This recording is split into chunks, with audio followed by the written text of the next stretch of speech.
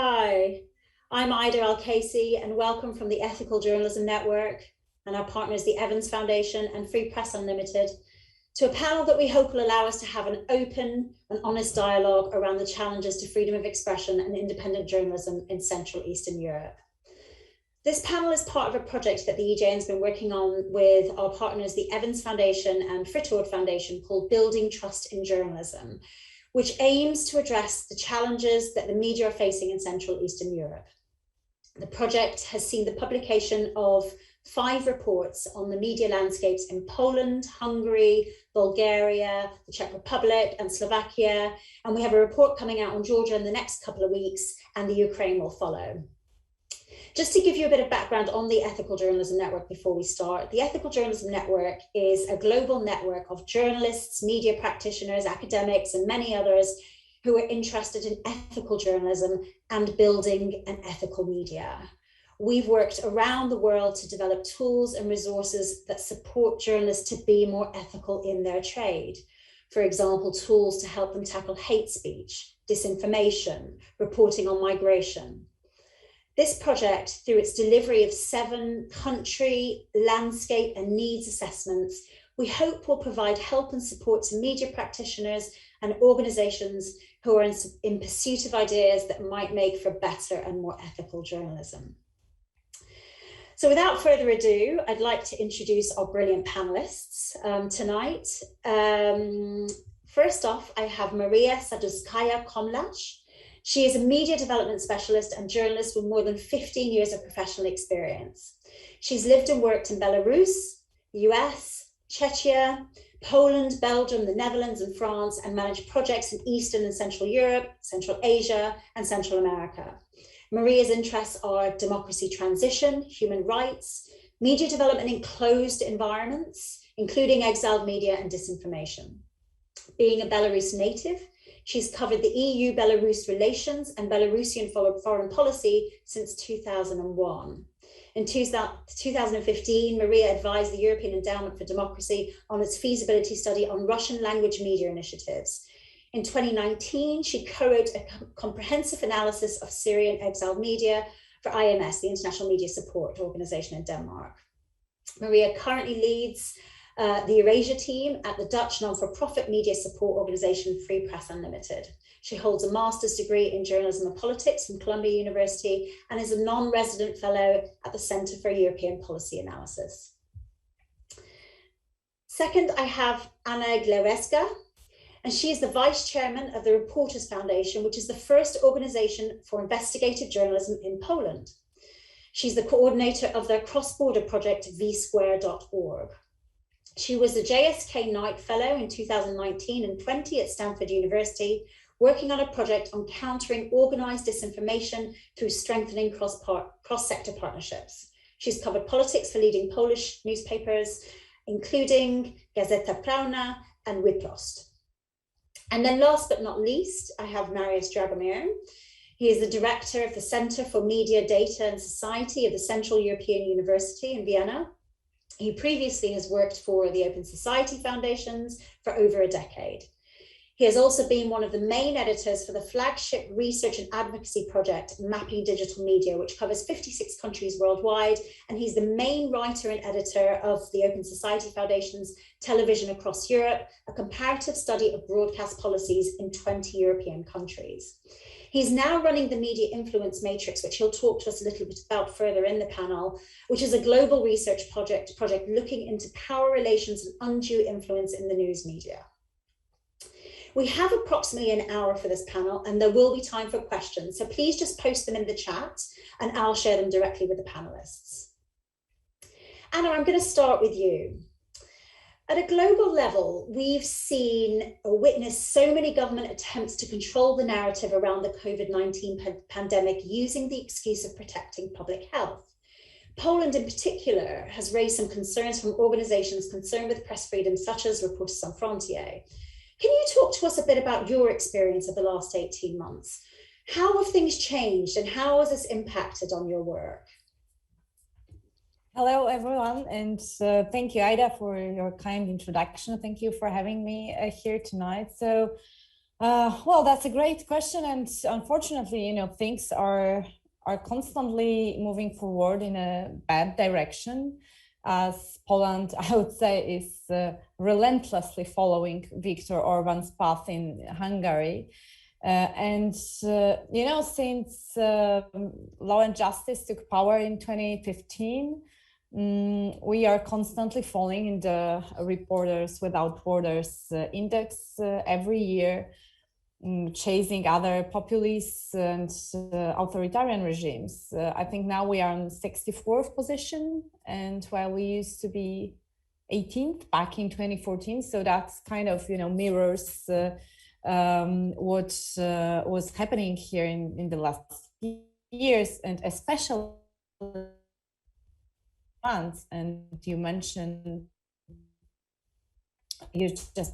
I would say that among all the problems that Polish journalists have been facing in these last months, the pandemic, obviously followed by some deterioration of transparency, for example, in public procurements, wasn't the most challenging one.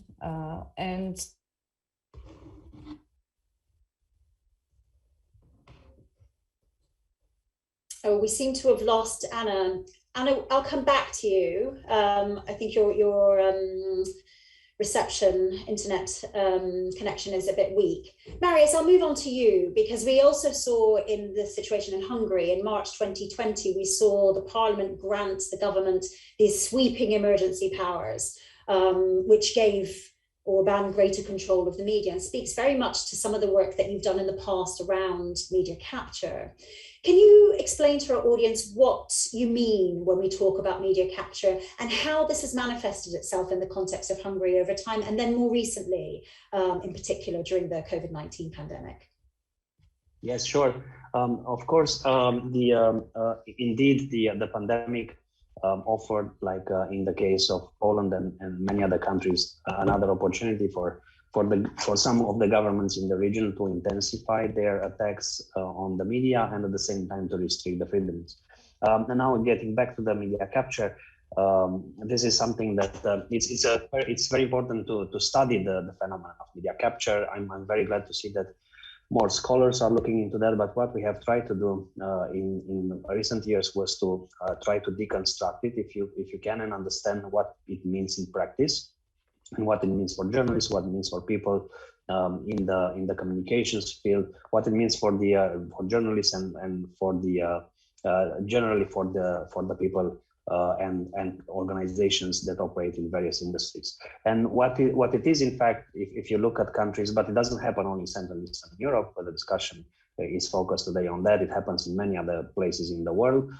It is a recipe where we have some elements that we used to have in the old days of like 20 years ago, when we were talking about concentration of ownership and this term instrumentalization of the media, where media is used by various interests. If you remember, 20 years ago, there was a big discussion about the Berlusconization of the media in Central Europe, which was a phenomenon of increased concentration of ownership. So media capture is a collection, is basically all these elements together happening at the same time, which is why it is such a destructive phenomenon. And what it means, in fact, is essentially when people with access to resources, and on the one hand, in most of the countries that go through that phenomenon, we have people in the political power, having the political power, people in government who have access to the government, and then we have people who have the commercial power, the businesses and companies that, of course, are associated in one way or another with governments. And when they work together, we have this phenomenon. What it means is essentially four elements. On the one hand, we have regulation, and this is quite an easy thing to achieve by governments, because in many of these countries and many others,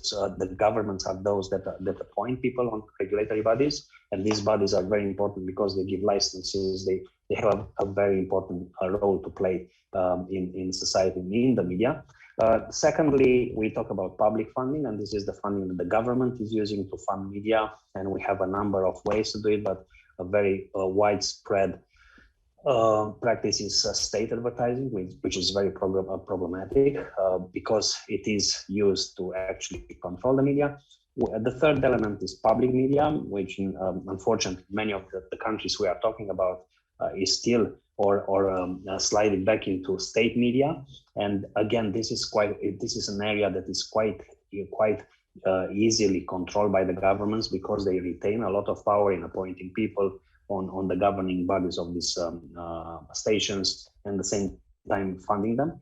And the fourth element, which is the most complex, the ownership. And this is when companies associated with people in the government keep buying private media outlets from foreign investors and so on. And this is quite I think of all that, we have seen a bit of everything in the past 2 decades, but I think this last element is something where we have seen the most dramatic developments, because we saw in the Czech Republic, and your reports also document that well,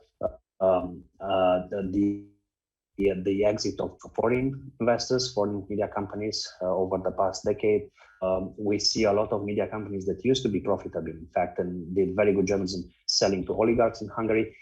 And the problem with that is that it's not just 1-2 companies, but it is a process. It doesn't happen overnight. It is a process over a decade or so, where these companies keep buying media outlets, and not everything. The goal here is not to achieve a dictatorship and to buy everything, but they buy it up to the point when they know they win elections. So if you look at all those elements, and this is something that we kept writing about, you, especially the audience, we all know what it means to have regulation, public funding, state media or public media, and commercial media, most of it controlled by one powerful group of companies and people in power. It means massive shrinking of the public space and the massive shrinking to the independent journalism, which is what's happening in many of the countries in the region, and which is the very problematic, because it's actually pushing independent journalism to the fringes. So I will leave it there. I'm very glad to answer a question. I think a very important thing to do. I kept talking about media capture. I was not planning to do it today, because I thought that people already heard it. But I think one thing that we have to focus a lot more is the damage of the media capture, which we start looking into. And that's something, if you would like to go into, we can later speak about. Thanks, Marius. I might come back to that actually, but first I wondered whether, now we've got Anna back, if Anna could speak to some of the points that Marius raised around media capture and how they manifest themselves in the Polish environment. Yeah, hopefully I will, if only this connection allows. I hope now it's better. I just changed the connection and the network, so hopefully it will work. And obviously Marius raised so many important points, and if we think about last month, and I mean here last, I don't know, 6-9 months in Poland, things are moving forward quickly, and the Polish government in early 21 it sized the biggest chain of local newspapers and local news website in Poland, that is Polska Press.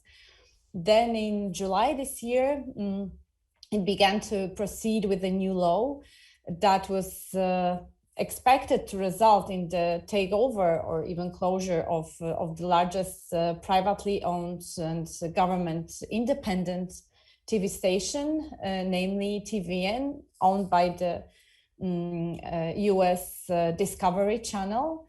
And this situation resulted in the massive protests of journalists and lawyers in Poland, but also among international journalistic communities and at the very high geopolitical level, I would say. And I think that is thanks to this international pressure, especially by the US and the EU. Eventually, the draft has stuck in the parliament right now.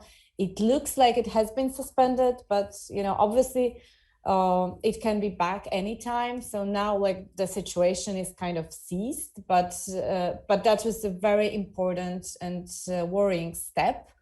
And on the path to so-called repolonization of the media, that's how the Polish government calls this whole process of taking over independent media.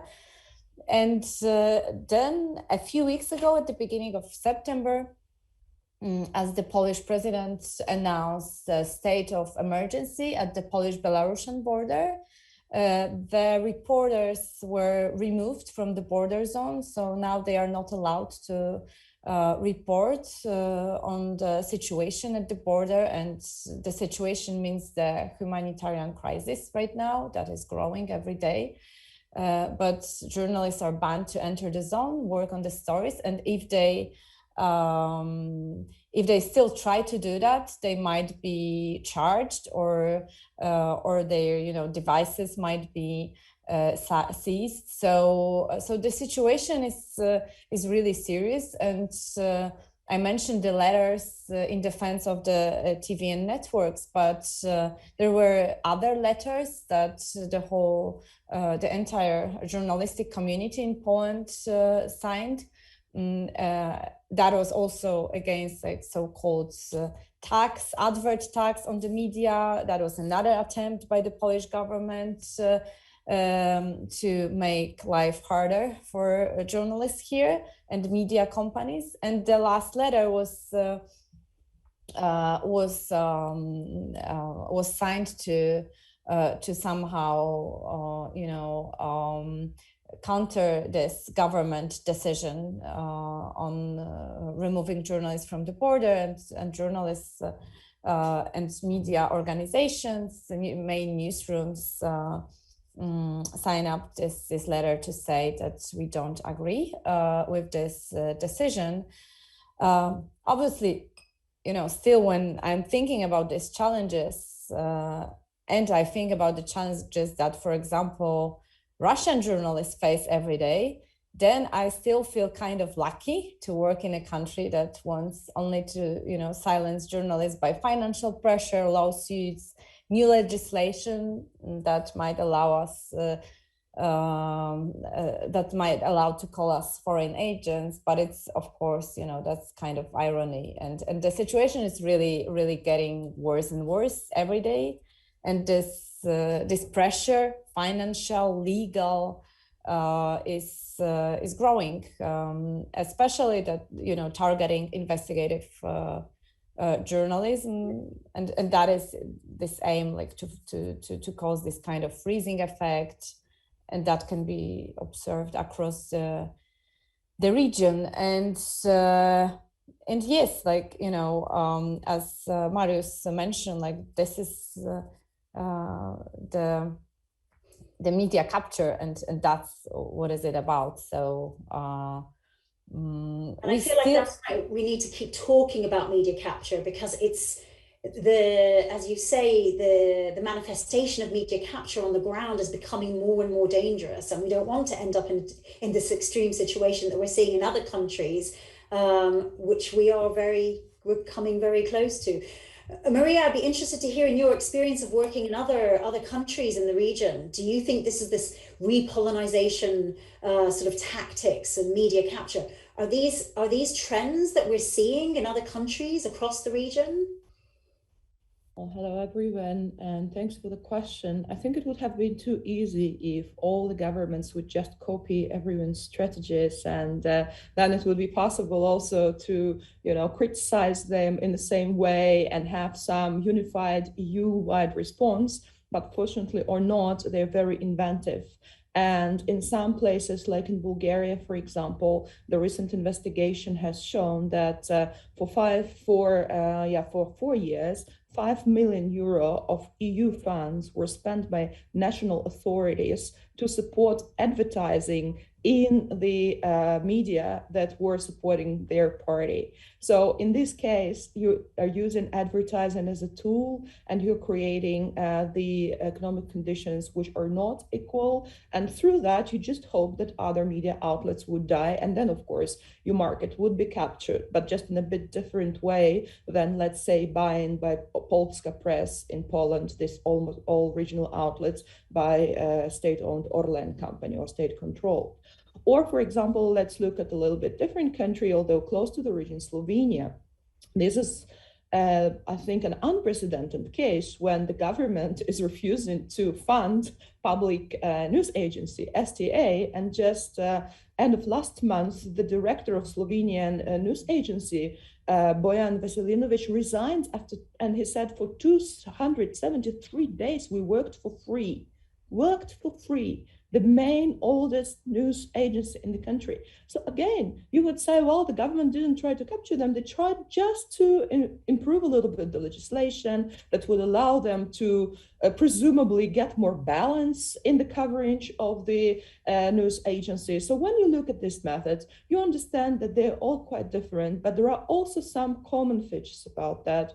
First and foremost, it's trying to portray the media in a disgraceful manner. For example, I would quote Janez Janša from Slovenia called this news agency a national disgrace, while hundreds of thousands of people supported it. Or when the Lex TVN was discussed in Poland, Jarosław Kaczyński, the leader of the Laws and Justice Party, said that actually the law could not be changed to allow OECD countries to have less limitations because, I quote, it would create roads for drug dealers and drug business to influence the Polish market. Then he explained himself that he believes Russia and China become OECD members one day, but of course, it means that the ruling parties and politicians are not shy of using increasingly extreme definitions when it comes to media. And we should, of course, understand the effect of Donald Trump's 4 years at powers on that. It's not in a vacuum. They see that that went with impunity in one of the greatest democracies, presumably in the world.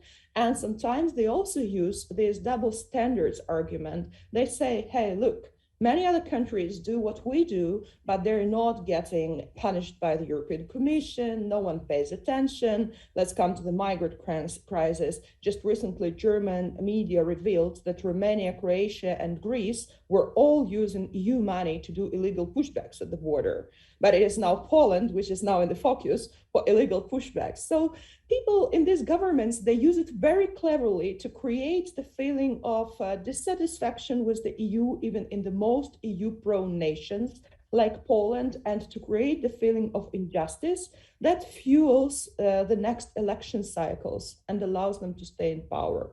At the same time, I think there have been quite good or promising examples in the region, such as Slovakia, although the next prime minister after the one of Fico, who was critical of media, was also critical of media, but now current government is really trying to create a new law that would actually protect journalists better, create better ways to protect the audiences from influences. So there are also some good examples here. Thank you, Maryia. I'm just going to remind the audience that, please post your questions in the chat as they come up, and I'll ask them as we go through.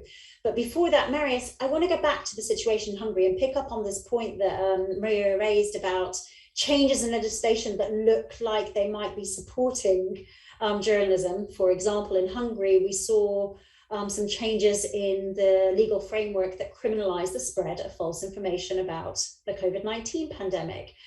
But in this case, and in many cases, this becomes a double-edged sword, doesn't it? Because in fact, health disinformation, disinformation in general, is a huge issue in the region. I know you've done some work on disinformation, so I wondered if you could talk to us a bit about what that looks like, but also how disinformation from these kind of scurrilous, unknown sources, how this is impacting on the practices of the mainstream media and the narratives of the mainstream media. Of course. Yeah, well, the short answer is that it's a big yes. The pandemic offered, as we discussed earlier, many governments an opportunity to kind of legally think or design, tactics to attack the media, because that's, as you said, that's a very important issue. We have all gone through this traumatizing and very lengthy event, which is COVID, and it's a very easy path that they take, because under the pretext of protecting people from disinformation, there is definitely a very serious trend of governments doing exactly what happened in Hungary, and this is spreading all over the place. It's not a phenomenon that we see in Europe. we see basically everywhere. And that is also very important because we are at a moment of a very important moment in the world when it comes to changes in the practices and patterns of regulation of the internet. As you have followed, it's been like more than 5 years since we've been talking about and we have voices from all over the place discussing ways to regulate the tech companies, ways to regulate content online, and there are many good things, but many dangerous things in that debate. And the fact that this new series of attacks against the media coincides with this discussion about how to regulate the tech companies is very important, because it gives again people in power the kind of pretext or reasons to try to enter this very important field, which is regulation of content. Something that I'm very radical about that myself, and I believe that governments should, yes, indeed, regulate tech companies, but regulate them at the structural level to make sure you rein in the power they gather. But when it comes to content, I think nobody should actually intervene in that. That should be left to the industry and to the profession, to journalists to deal with.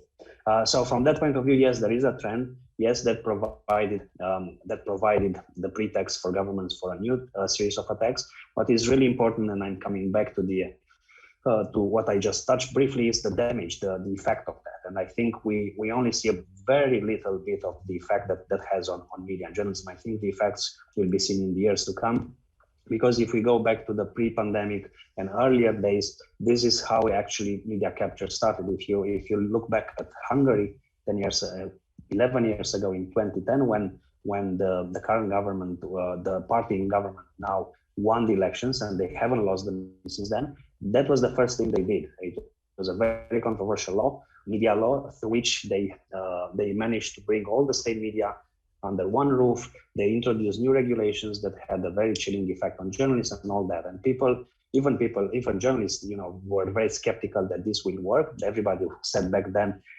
Hungary is part of the EU. They will not be able to do anything. We will push back, and look at what happened. More than 10 years later, if we look at what happened, it has been very serious. So we are looking at the same type of trend again through these lenses, and I think we have to be careful there and follow up on that very closely. So Anna, I'll ask the same question to you, but I'll ask you thanks Marius, by the way, but I'll ask you as a journalist, how do you avoid and even combat the spread of disinformation and these kind of false narratives in your work? Well, first of all, I try to investigate disinformation, and especially, organize disinformation, propaganda, and expose it, the backstage of this whole industry, disinformation industry, and but also propaganda industry. That is, I think that is one of the most powerful tool of the Polish government right now to spread its own narrative and reshape the society. So that's basically what we do. We cover Russian cyber espionage operation, like the most recent so-called ghostwriter operation, to some domestic campaigns by Orban or Morawiecki governments, exposing how some troll farms are working at the backstage, for example, of Polish politics, intersection of politics and business. So obviously, that's the first step to really understand what is happening around, because it's not just only about disinformation, fake news, and so on. We are far beyond that, in terms of the challenges that we are facing. And as Maryia mentioned, how the governments in Central Europe are using public money for its propaganda to support pro-government narratives by, buying ads and so on. I think like in Poland, this is such a huge industry of this whole propaganda machine. That is the main challenge for independent journalists. It's organized by first of all by so-called public broadcaster, that is in fact state broadcaster serving the government's interests. And so the state media are actually key disinformation actor, running defamatory campaigns against whoever like the government is currently fighting with. Then it is followed by the campaign in so-called public media. So whether it's like the government fights with TVN, the public broadcaster is also running some campaigns against TVN, or now the opposition leader is the main evil, and or now actually migrants. We are somehow getting lost because it really needs to be followed every day to learn who is the main evil right now. So again, like as with the whole pandemic related disinformation, it is a challenge for journalists, for medical workers, for doctors and so on. And it is like it's causing very real effects on the streets. Some anti-vax groups are actually attacking, like physically attacking medical units in Poland.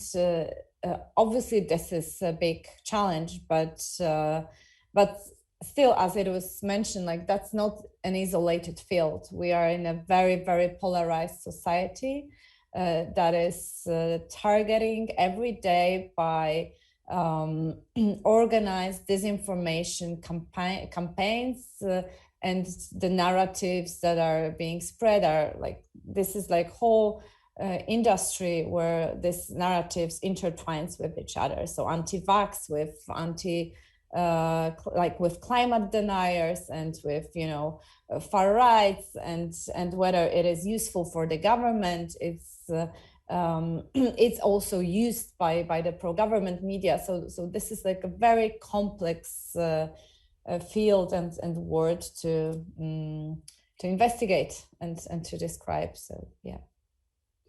And I've had an interesting comment actually from someone in the audience saying that the government are supporting their own media, but also attacking the other media, what's seen as independent media, describing them as unpatriotic, which again is this kind of, ties into this whole kind of repolonization narrative that you touched on earlier, Anna. And brings me to my next question, Maryia, which is, this environment, we've seen a number of political events take place since the pandemic. We had elections in the Czech Republic last week, for example, the Polish presidential election. What does all this mean for democracy and the possibilities for democratic processes such as elections to take place? Well, before I move to answer to your question, I just wanted to quote one audience survey by Center for Public Opinion Research in Poland, CBOS, in August, which measured how many Poles actually consider news or news-alike programs of public TV trustworthy. It's 25%, down from 50% in 2012, or even back in 2019, it was 31%. So I want to bring here a little bit of glimpse of hope that people are actually also not idiots. And actually Polsat, which is not as critical of the government as TVN, was named the most trustworthy, which is also a question because some people believe that this not very open criticism of authorities is the price Polsat pays to not be attacked by them so much. Still, I think it shows that governments like Polish actually, and in some other countries, like in Czechia, you mentioned Babiš, owns so many media, and it's like a huge empire, and it still didn't get him a really persuasive victory, although we still should remember that his party actually got the highest percentage out of individual parties. So this sends a warning signal to governments that used to rely on traditional media in their work with the electorate. They basically don't work so much anymore like TV propaganda and stuff. And here's the question, whether these governments are actually capable of entering a very competitive market of false news, disinformation, fake news, which is very much dominated by Kremlin, China, and other influencers who have much more money and have much more ability to influence the societies. We can see, for example, in Poland, with this leaking of the emails of Michał Dworczyk and some of the people who were using private mailboxes for governmental restricted information sharing, that there is a conflicting theory whether it's Russian or Belarusian secret services that are leaking it. So in a way, these governments show that by trying to always attack independent media, they're actually getting weaker themselves, more vulnerable for external attack. And this is, I think, the new reality in which they have two choices, either to try to appeal to increasingly radicalized population, for example, in Poland, to take votes from Konfederacja or some others who are anti-vaxxers and so on, but that would be tricky, right? Because you would have to really change your political agenda, and then some of your electorate would stop supporting you.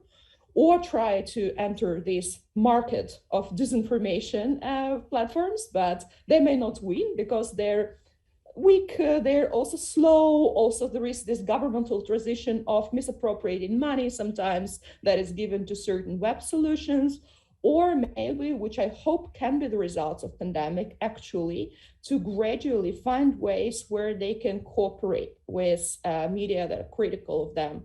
And one of such platform might be public health and the consequences of pandemics on public health. Because I should also say I live in Poland, and I could see that despite all the criticisms of the authorities, when the wave of the first and second wave of pandemic hit, the TVN TV channel was really trying to give as much voice to the government as possible to explain things, and all the political differences for a while, very short while, but were set aside for the sake of the main goal. So this gives me a little bit of a hope about a future campaign, but I'm afraid that this temptation to polarize people even more will still prevail.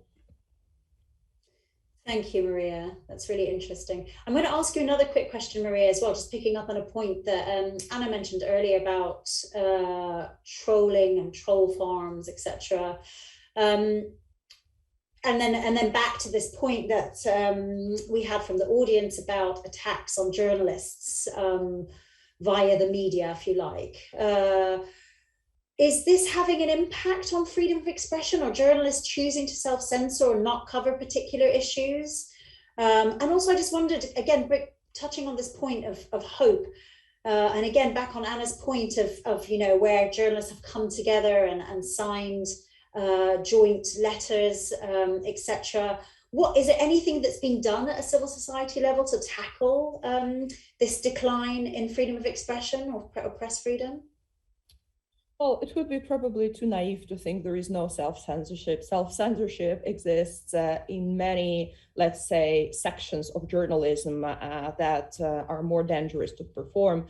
And let's say it can be in different forms. For example, in some cases, Reporters Without Borders had to intervene to provide police protection to the journalist who was just receiving dozens of calls asking if he provides funeral services in one of the countries in the region after he tried to make an investigative story about some former prosecutors. You don't even have to use state media. The individual harassment still works. Or in Bulgaria, a couple of years ago, the journalist was actually sentenced for the defamation for the interview he actually took several years before about one of the judges. But a good thing that this journalist is still continuing to do his work, unlike, unfortunately, some others who have been killed this year just in Greece and the Netherlands. So we should not speak only about Central Europe here. And I think this, of course, sends a warning signal to so many more people who would want to enter profession maybe, or who are just beginner journalists who don't yet have this network of protection. So I think good things that have been done with the huge help of civil society organizations is, for example, working together with Commissioner Jourova and with the whole European Commission to improve the legislative frameworks within the EU to protect journalism. And in September this year, the EU actually issued the first ever recommendation on how to ensure safety of journalists. As weak as it might seem, it's still the first one, and there has been a lot of consultations with civil society going on. Another initiative that is going on and funded by the EU partially is Media Freedom Rapid Response, which is a coalition of media freedom organizations which try to track every signal of press freedom violation, but also provide urgent help, legal help, but also financial help to make sure that journalists who are under attack or media do not feel alone. One of the goals I think that these governments have who try to suffocate press freedom is to make sure everyone is alienated, feels that they're alone in their battle. So anything that is done to actually create this network of support, also through collaborative journalism projects that we as Free Press Unlimited do together with Reporters Without Borders, this kind of helps. However, of course, I think for safety and security, we should understand that this is a global problem. And yes, there are mechanisms like Council of Europe platform, for example, which is wider than the EU, but some things need to be established as precedent on the global level. Just end of September this year, together with Committee to Protect Journalists and Reporters Without Borders, we announced the creation or need of creation of People's Tribunal to actually go after the governments who have not solved cold cases against killed journalists.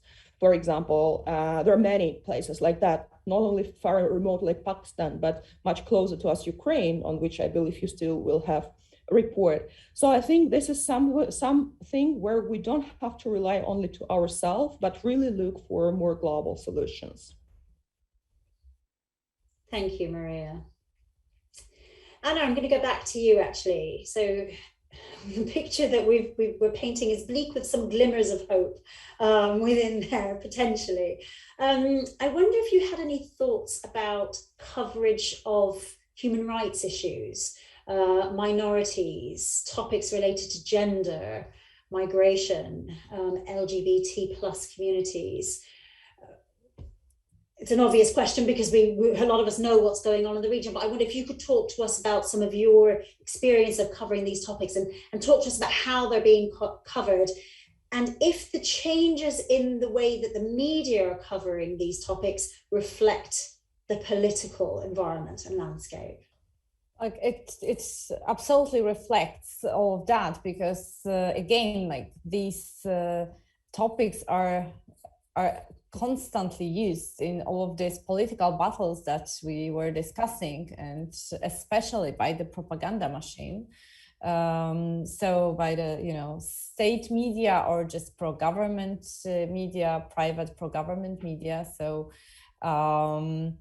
so when the government decides to use anti-gender or anti-LGBT narrative or sentiment in a political campaign, and that's the very handy topic for the Polish government. It worked in so many campaigns. It worked in a way like that. It effectively polarized the society against so-called gender. I'm saying so-called because there were some polls and surveys in Poland showing that people not understanding the words actually pointed it out as one of the most dangerous issues in Poland. So that showed how the propaganda worked with these campaigns, and it is still used by the public media and by the pro-government media.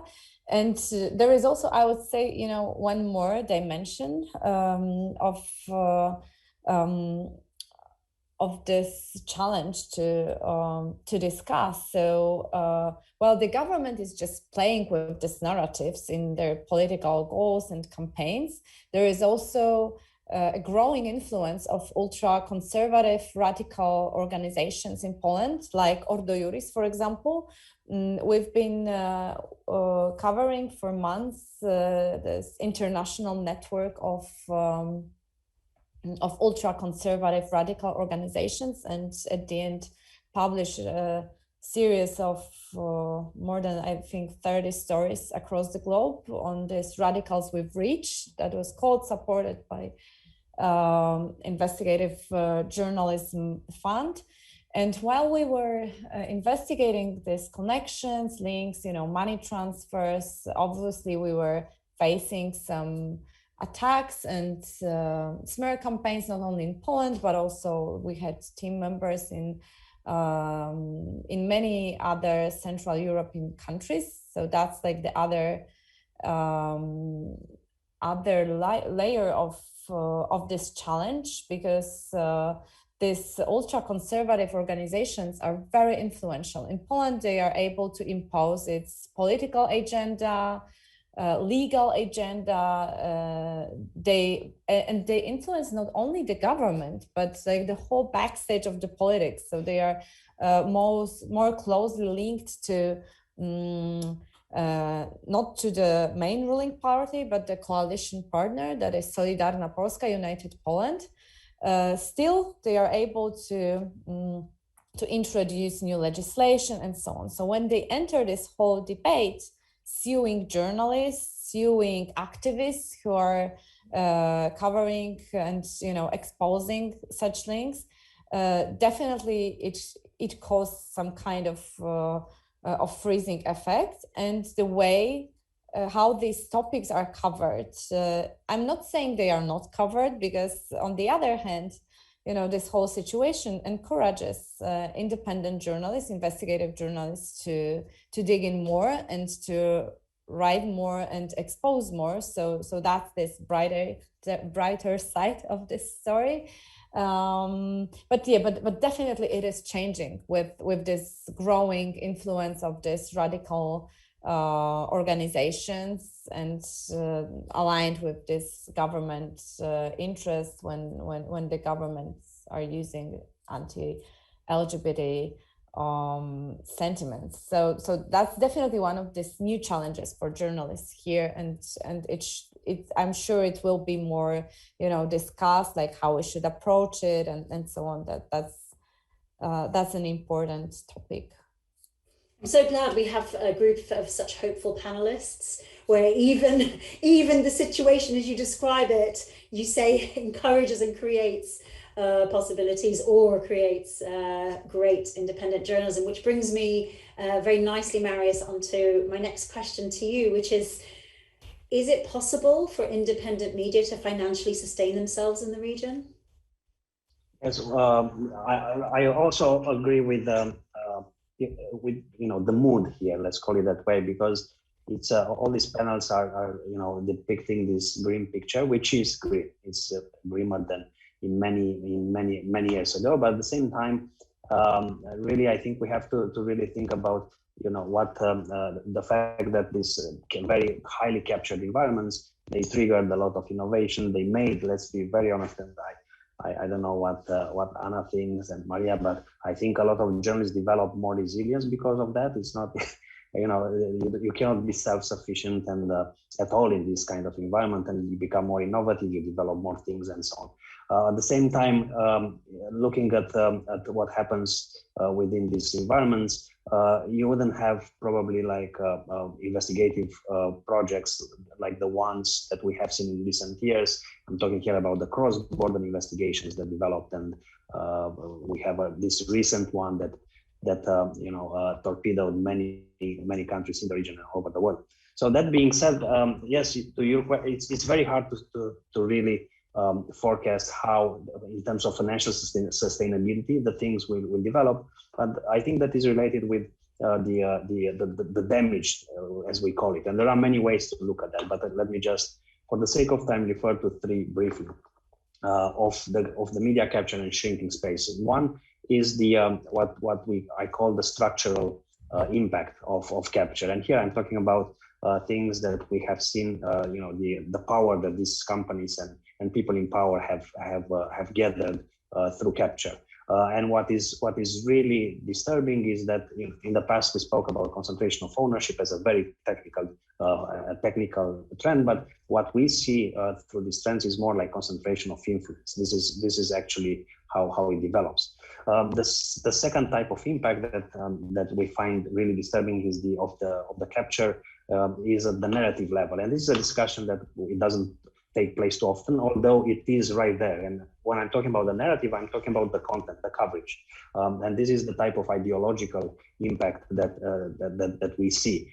This is the content. Okay, we have companies associated with oligarchs. They buy media outlets, but what is the final result? What is the content? What is changing there? And a lot is changing because, as we discussed in this panel, the propaganda and the increase in propagandistic content is a problem. And if you look at, for example, at trends such as Hungarian media outlets controlled by oligarchs buying media in Romania or Slovenia or Macedonia, you have that kind of ideological impact spread. And finally, the third one is and we started to discuss that is the professional impact. And here I'm talking about the journalistic profession. And if you really look at that, we talk about a massive imbalance. We talk about all these media outlets, the state media in Poland and Hungary, or the media that are captured, the private media captured by oligarchs. They employ journalists, and they employ journalists in the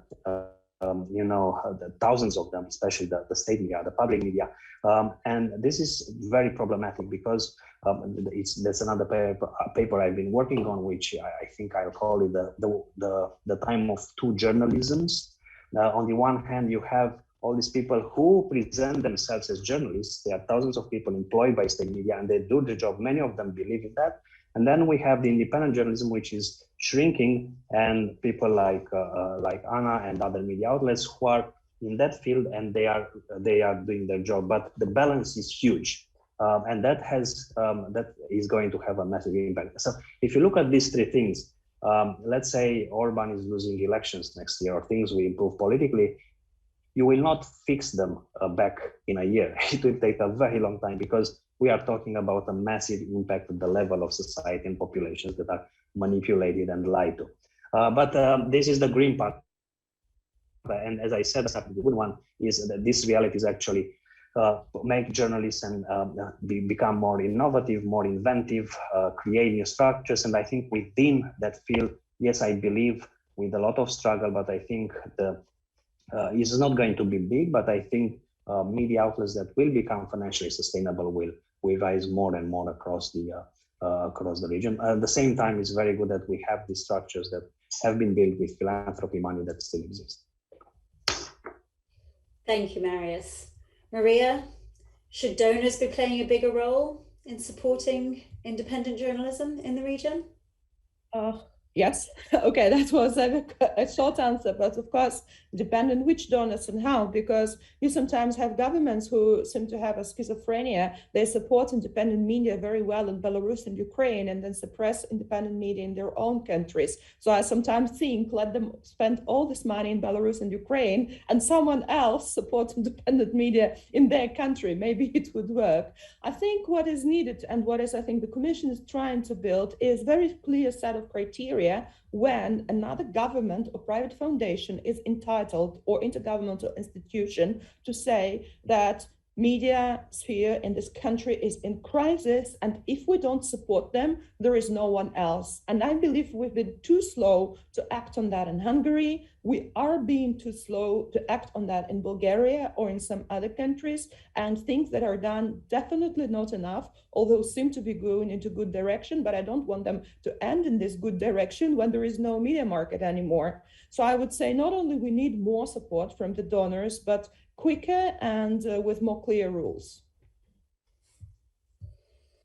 And more, if I can add something, yes, totally agree. I would just, on top of that, I would add that, with this kind of more institutional and organizational support and this way of thinking, because obviously the small journalistic organizations like ours, but also our partners in V-Square network, so in Czech, Hungary, Slovakia, but also in Lithuania, Baltics, like all of such small centers for investigative journalism, can operate mainly because of grants and donations, usually by this biggest international donors.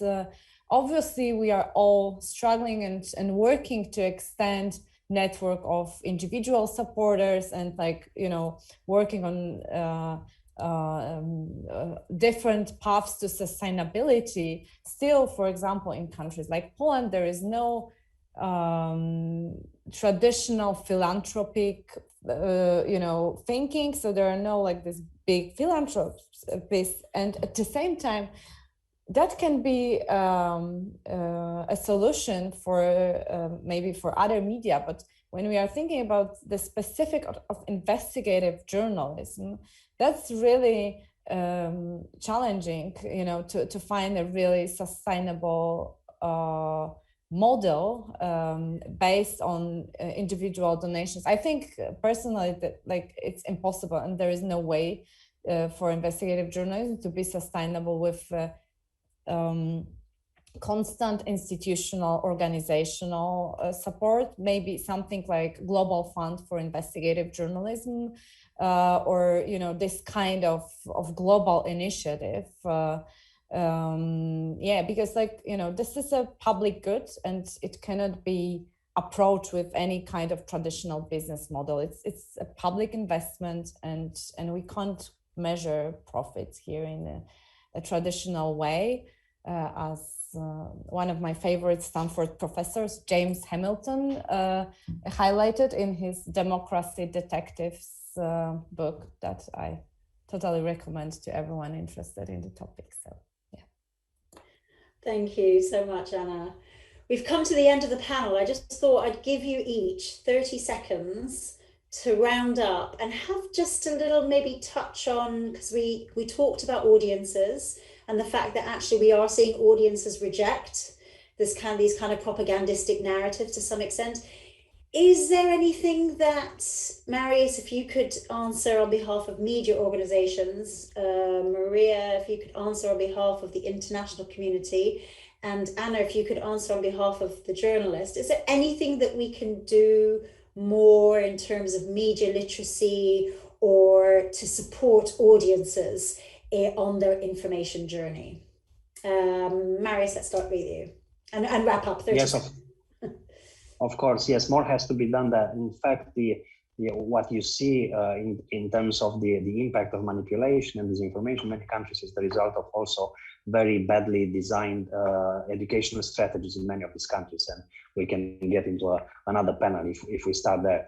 So definitely that has to be done more. And more concretely, I think there is a type of thing, because I'm also now I'm in the academia. There is this very important opportunity for media outlets and journalists to work more with academia and students and the young generation. This is one thing, and definitely more has to be done there. And the second point I wanted to make is that and that's why I think we like working in this field. This is a very dynamic field. Some people tend to think about media capture as something damaging and with a damaging and lasting effect. Yes, it's true. But societies are very dynamic. People, we have younger people consuming media differently. We see a lot of news portals in many countries that are run by very young people. Students in our university are very interested in that. So there is definitely there are things that will change. What we seem to have as the ever huge impact of media capture. Anna, what about journalists? What can we do to develop better relationships with our audiences and help them, support them in their consumption of information, of accurate information? Well, I am thinking if I have a better answer than Russia's today's slogan, question more, but but I'll try. Well, maybe listen more, question more and listen more. And as with Marius' answer, I think we should think we should use more cross-functional mindsets, maybe more. So not to think of our work as kind of isolated field, but in a very in more interactive way, maybe kind of be more accessible to audiences and work with the audience more, but also at this cross-functional level, like to launch more partnerships, cross-functional collaborations, and generally to collaborate and to support each other in this challenging times. Brilliant. Maryia, regionally, internationally? Well, two things. First, recognize that the problem has no borders and it doesn't stop at the border of certain country. One of the most inspiring projects I run now is cooperation between Eastern Europe and Central America journalists. And we find so many joint issues, but only because the Dutch government has believed in that and gave funding. Most of the stakeholders prefer to give funding regionally or even country-wise. That's first. And second, I want to finish with an anecdote from a real life. Once one government official asked me, Maryia, could we have an internship or like study visit for a week into several newsrooms of your partners? And I said, why? And I said, look, we hired a lot of new people to distribute quite a significant sum of money for media, but they don't know how media work inside. And it was the government that actually admitted it from the many I talked to, which I think was very humble. So my second recommendation for all of us in the international community is learn from each other, talk to each other, because then I think better solutions can be found. Thank you so much. Thank you all of you for a really brilliant and inspiring and hopeful panel. Not what I expected at all, actually. So thanks again to Marius, Maryia and Anna, and to you, the audience, for attending the panel. We do record the panels, so it will be available online, posted online in the next couple of days, and enjoy the rest of your evening. Thank you all. Bye. Thank you. Thank you. Bye-bye. All the best.